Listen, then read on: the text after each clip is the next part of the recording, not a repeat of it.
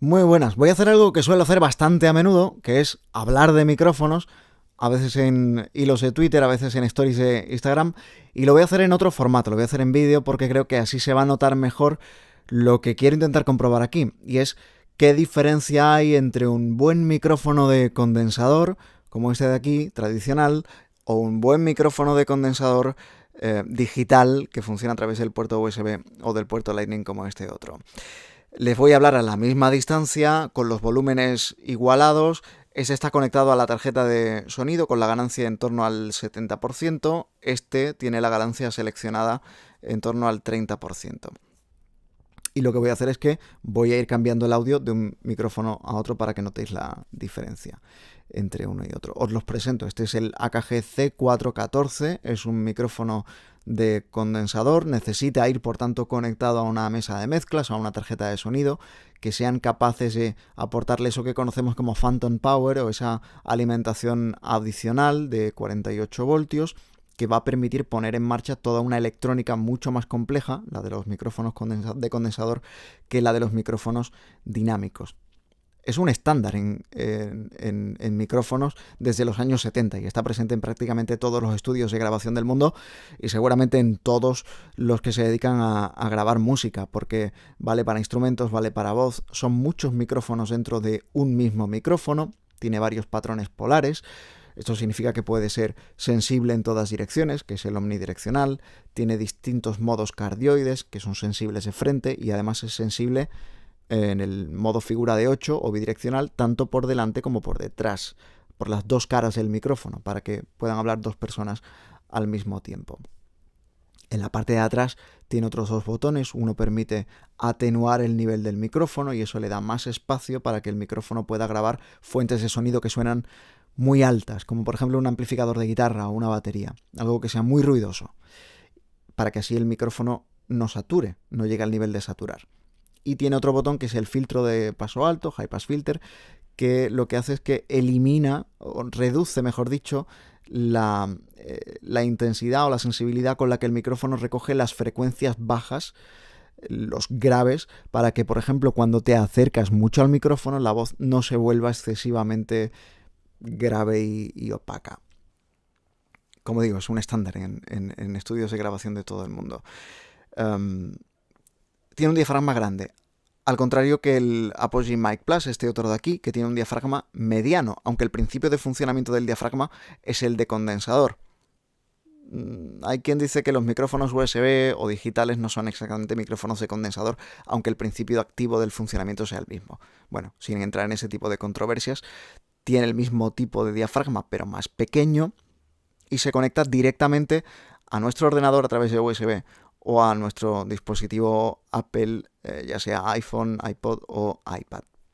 Tiene un dial en el que podemos seleccionar la ganancia, en este caso está en torno al 30%, como decía. Tiene un botón que lo llamamos mixer o blending, sirve para elegir qué cantidad de tu propia voz monitorizada en tiempo real quieres oír respecto al audio que puedas reproducir desde el ordenador, por ejemplo.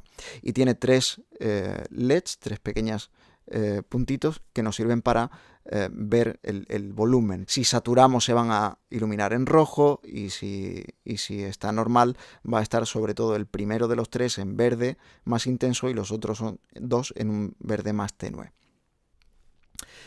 Lo que más vais a notar de diferencia de uno a otro va a ser seguramente el ruido de fondo. Es algo que ocurre en casi todos los casos. Normalmente el micrófono digital va a tener un nivel de ruido o un umbral de ruido, ese ruido de fondo de suelo cuando guardamos el silencio, va a tener un poquito más alto, sensiblemente más alto en muchas ocasiones, que los micrófonos de condensador tradicionales. Este en concreto, por ejemplo, el AKG es muy silencioso. Este siendo muy silencioso también, el Apogee, y siendo particularmente bueno a la hora de rechazar ecos y ruidos que no queremos que entren en nuestra grabación, tiene un nivel de ruido, un suelo de ruido, un umbral de ruido un pelín más alto. Voy a guardar silencio un momento para que veáis la diferencia entre uno y otro.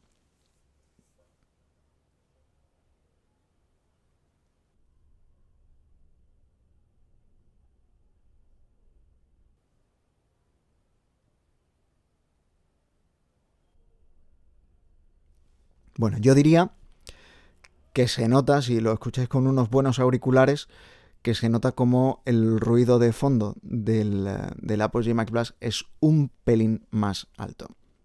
¿Merece la pena la diferencia?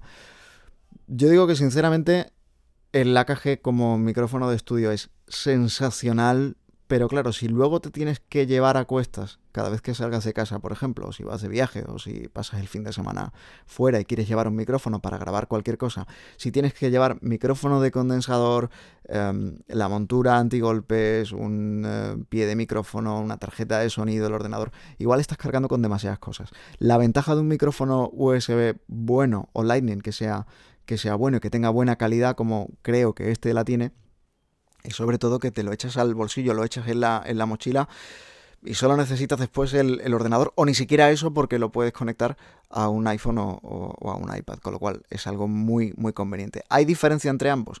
Sí, pero pueden coexistir dependiendo del uso que le queramos dar a uno y a otro.